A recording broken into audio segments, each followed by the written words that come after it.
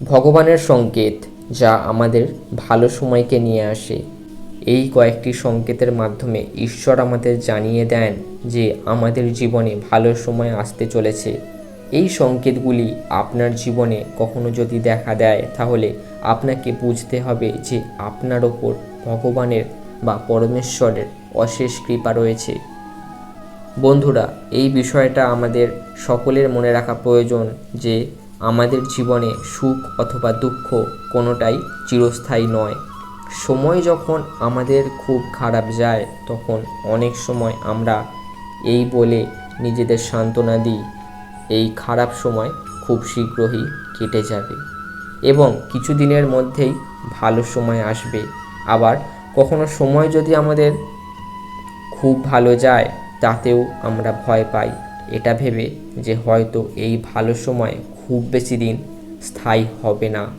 এবং অধিকাংশ ক্ষেত্রে এই বিষয়টি বহু মানুষের ক্ষেত্রে বেশি হয়ে থাকে। ভালো সময় অল্পের মধ্যে শেষ হয়ে যায় আর খারাপ সময় দীর্ঘদিন ধরে স্থায়ী থাকে। যেন কোনো অবস্থাতেই এই খারাপ সময় কাটতেই চায় না।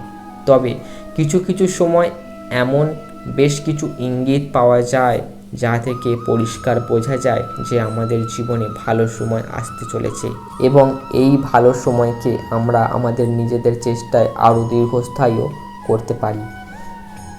তো আজকের এই ভিডিওর মাধ্যমে এই বিষয় নিয়ে আপনাদের সামনে আমি বিস্তারিত বলবো।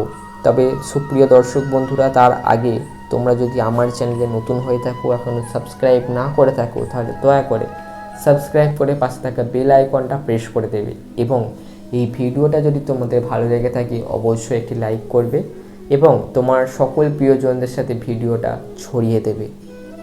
বন্ধুরা, ভালো সময় আসার পূর্বে প্রথমেই ঈশ্বর যে সংকেত দেন তা হলো আমরা অনেক সময় রাত্রে স্বপ্ন দেখি। স্বপ্নে আপনি যে বিষয়টি দেখলেন তা যদি আপনি সম্পূর্ণ মনে রাখতে সক্ষম হন তাহলে আপনার জীবনে ভালো সময় আসতে চলেছে। আর যদি স্বপ্নের ঘটনাটি আপনার জীবনের সঙ্গে পুঙ্খানুপুঙ্খ অর্থাৎ একেবারে হুবহু মিলে যায়, অর্থাৎ সত্যি সেই ঘটনাটি ঘটে থাকে, তাহলে সম্পূর্ণ নিশ্চিত হয়ে যান যে ভগবান আপনার সঙ্গেই রয়েছেন এবং তিনি সর্বদা আপনাকে লক্ষ্য রাখছেন। এই সময় অবশ্যই আপনি আপনার ইষ্ট দেবতাকে স্মরণ করুন এবং তার প্রতি আস্থা রাখুন। দ্বিতীয়ত, এরকম অনেক সময় দেখা যায় যে আমরা বিভিন্ন সিদ্ধান্ত গ্রহণ করে থাকি। এই রকম আপনিও হঠাৎ একটি সিদ্ধান্ত নিলেন এবং সিদ্ধান্তটি সঠিক হলো। এই রকম বিষয় যদি আপনার জীবনে বারবার হয়ে থাকে তাহলে আপনি সম্পূর্ণ নিশ্চিত হয়ে যান ঈশ্বর আপনার সঙ্গেই আছে, আপনার প্রতি ভগবানের অগাধ কৃপা রয়েছে। তৃতীয়ত, আপনি খুব খারাপ অবস্থার মধ্য দিয়ে যাচ্ছেন, তবুও আপনি কারো ক্ষতি চাইছেন না। আপনি সর্বদা ইতিবাচক চিন্তা ভাবনা করছেন। আপনার ক্ষতি সাধনের চেষ্টা অপর কেউ করলেও তার ক্ষতি আপনি চাইছেন না। এই রকম ভাবনা যদি আপনার মধ্যে কাজ করে তাহলে এর দ্বারা বোঝা যায় যে আপনার ওপর ঈশ্বরের বিশেষ কৃপাদৃষ্টি রয়েছে। চতুর্থত, সংকেতটি হলো হঠাৎ করে যদি আপনি অত্যাধিক খুশি হওয়ার কোনো কারণ ছাড়াই যদি আপনি এই রকম খুশি অনুভব করেন, মনের মধ্যে যদি এক পরম শান্তি অনুভব করেন, তাহলে আপনি নিশ্চিত হয়ে যাবেন যে আপনার আগামী দিনগুলো সুন্দর হতে চলেছে, আপনার অসফল কাজ সফল হতে চলেছে। বন্ধুরা, আপনারা যতই ব্যস্ত থাকুন না কেন, ঈশ্বরের পূজা বা ঈশ্বর সাধনার জন্য সারাদিনের হাজার কাজের মাঝেও একটু সময় তো আপনাকে বার করতেই হবে। এছাড়াও হিন্দু গৃহস্থের প্রতিটি বাড়িতেই ভগবানের জন্য একটি আলাদা স্থান রাখা হয়। অনেকেই পৃথকভাবে একটি ঠাকুর ঘর তৈরি করেন, আবার অনেকেই নিজেদের শোবার ঘরের পাশে একটু জায়গা নির্বাচন করে ভগবানকে সেখানে প্রতিষ্ঠা করেন। আমরা বাড়ির সুখ শান্তি মঙ্গল কামনার জন্য ভগবানের পূজা করে থাকি, কিন্তু আপনি কি জানেন যে আপনি যখন পূজা করছেন সেই সময়েও ভগবান সংকেত প্রদানের মাধ্যমে জানিয়ে দেন যে তিনি আপনার সঙ্গে আছেন নাকি নেই। বন্ধুরা, যখন কোনো ব্যক্তি ভগবানের পূজা অর্চনা করেন তখন নিশ্চয়ই প্রদীপ প্রজ্বলন করে থাকেন। যদি আপনার জ্বালানো প্রদীপের শিখাটি উপরের দিকে উঠতে থাকে এবং দীর্ঘক্ষণ ধরে যদি এই প্রদীপের শিখা প্রজ্বলিত অবস্থায় থাকে, তাহলে এই বিষয়টি সংকেত প্রদান করে যে ঈশ্বর আপনার পূজায় সন্তুষ্ট হয়েছেন এবং খুব শীঘ্রই আপনার কাছে কোনো ভালো খবর আসতে চলেছে। কিন্তু জ্বালানো প্রদীপ যদি বারবার নিভে যায়, তাহলে এই বিষয়টি সংকেত প্রদান করে যে কোনো না কোনো বিষয় ভগবান আপনার প্রতি রুষ্ট হয়ে রয়েছেন। বন্ধুরা, পুজো করার সময় আমরা প্রায়ই ধূপ জ্বালিয়ে থাকি। যদি দেখা যায় ধূপ জ্বালানোর পর ধূপের ধোঁয়া ভগবানের দিকে যায় অথবা সেই ধোঁয়া ঈশ্বরের কোনো রূপের আকৃতি নিচ্ছে, তাহলে এই বিষয়টি সংকেত প্রদান করে ঈশ্বর সর্বদাই আপনার সঙ্গে রয়েছেন। হাজার চেষ্টা করেও আপনার কেউ কোনো রূপ কোনো ক্ষতি সাধন করতে পারবে না।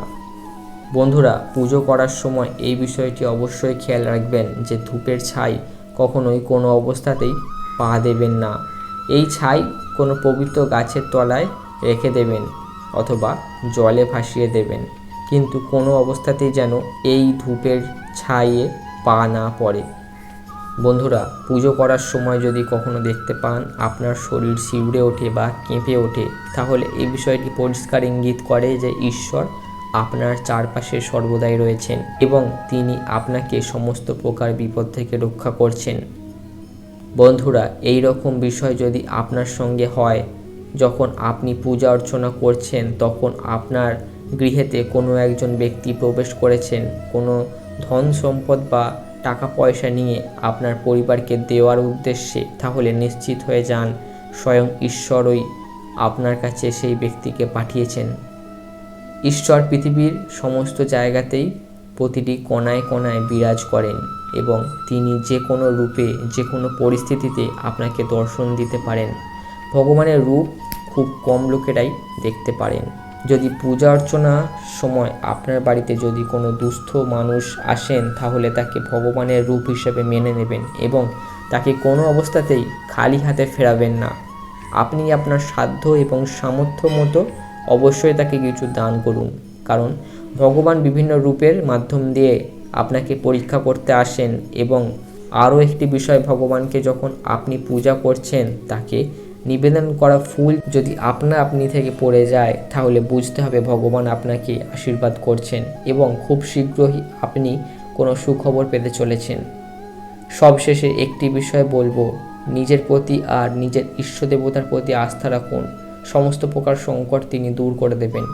তিনি আমাদের সঙ্গে সর্বদাই রয়েছেন, তবে সময় বিশেষে তিনি কেবলমাত্র পরীক্ষা করেন। তো ধন্যবাদ সুপ্রিয় দর্শক বন্ধুরা, ভিডিওটি দেখার জন্য। আজ এখানেই শেষ করছি, দেখা হচ্ছে পরবর্তী ভিডিওতে। পরমেশ্বর সকলের মঙ্গল করুক।